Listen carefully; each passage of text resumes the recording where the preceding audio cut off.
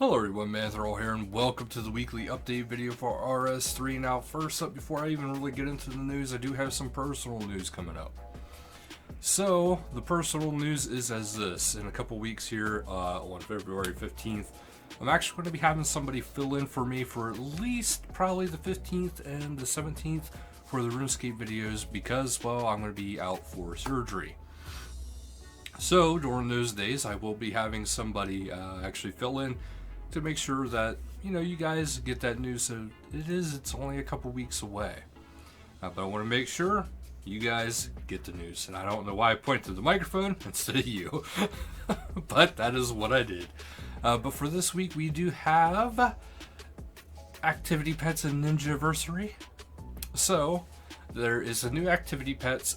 This is actually something that's pretty cool, I think, personally. So first up, we have Richie, the classy magpie.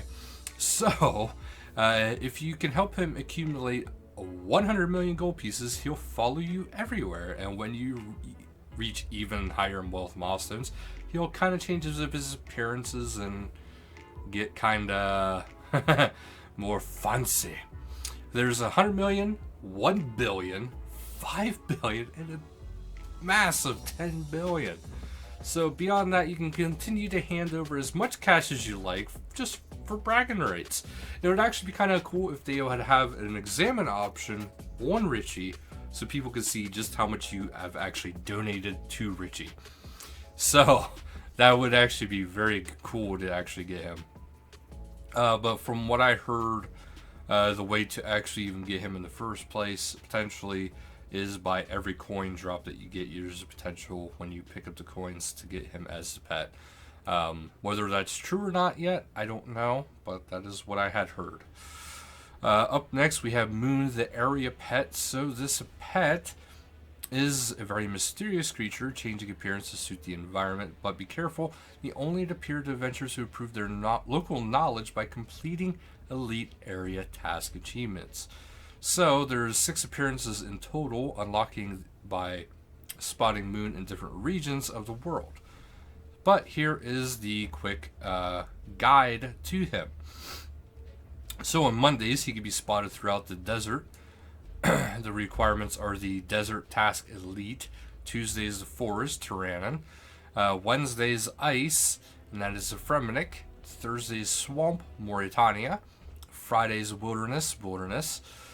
Saturday is random, and it says it depends upon areas above, and same thing for up here. So it just depends on, where Moon is currently at in those times.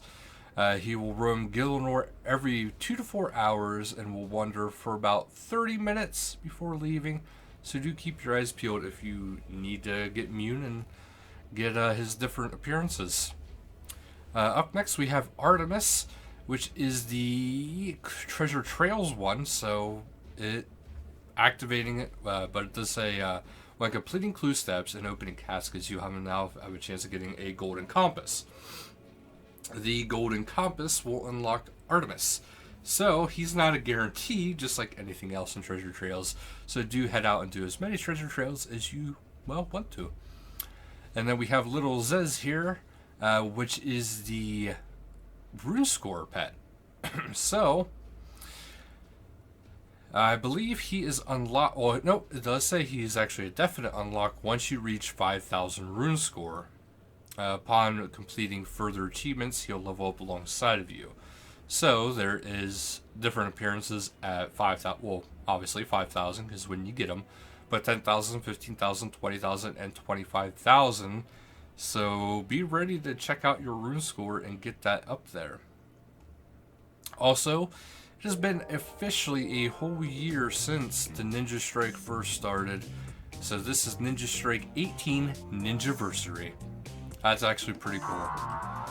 We do have a new mini quest, Total Combat. This deals with Posty Pete Za by the entrance of the Varrock sewers. The requirements are 40 construction and 17 farming, and complete the introduction to the Playroad farms. Not that bad. The rewards for this is the helping the ninja's mutant turtles, age unknown, you'll get the following rewards: 10k construction, 1k farming, 1k magic, and a ninja hood cosmetic override. That's actually kind of cool. There is an update on the rare item changes. So, on January 26th, they posted an update to the random changes, rare item changes, and what went wrong. As I mentioned in the link post, today's update included a promised 15,000 oddments, 15 treasure hunter keys for eligible players, so those who may have had some mishaps. The limited and current rare items are now also available in the oddment store, so they appreciate us being understanding, which is always good. Loot Duels does return, and it'll be going from February 2nd to February 15th, just in time for me to get cut open. Lovely. But anyway, going into the community, we have a live stream tomorrow at 1700 game time for the Ninjaversary celebration. Creative Corner has a few screenshots by Thana Bloodwell and by Panda and Damien. Some rather nice little screenshots. This almost looks like the art concept, not a screenshot, but it is indeed, because you can see the player character right there. And then there's some awesome art, which we have Zamrock by Nyxed. That is Nyxed. Pretty interesting imagery of Zamrock.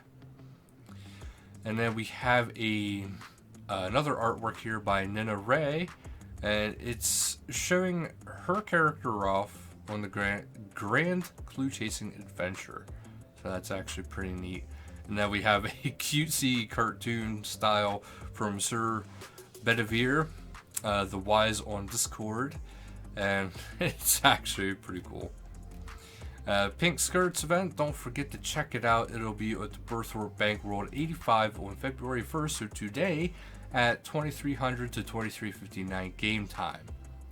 This will be skill and chill, so it's just a lot of talking and having fun with people.